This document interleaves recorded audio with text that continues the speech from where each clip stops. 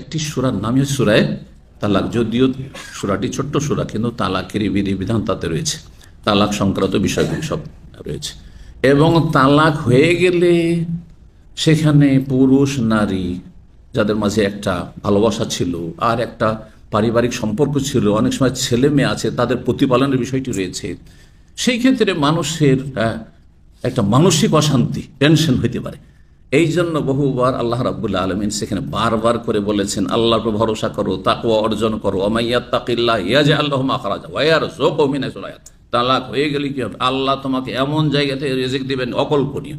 হ্যাঁ, আল্লাহকে ভয় করো, তাহলে তোমার ভালো রাস্তা অবশ্যই আল্লাহ বের করে দিবেন। হ্যাঁ, আল্লাহর উপর আস্থা ভরসা করো, তাওয়াক্কুল ইবাদত, অন্তর ইবাদত, তাহলে আল্লাহ তোমার জন্য যথেষ্ট হবে। হে পুরুষ, হে স্ত্রী, নারী চিন্তা করে তালাক হয়ে বলে, হাই আমার ভবিষ্যৎ কি হবে, আমার বাবা নেই, আমার ভাইরা নেই, অথবা কেউ আমার দেখাশোনা করবে না, আল্লাহ কোন ঘরে আবার যাবো, কোনো চিন্তা করিও না। নর নারী সবাইকে বলা হয়েছে।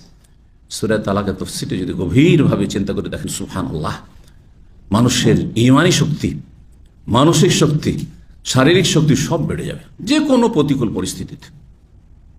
জি, পারিবারিক শান্তিতেও আর অশান্তিতেও কোনো চিন্তা নেই, আল্লাহর উপর ভরসা রেখেছি। রব্বুল আলামিন এটি আমি তকদিরে রেখেছিলেন, এটি আমার পরীক্ষা।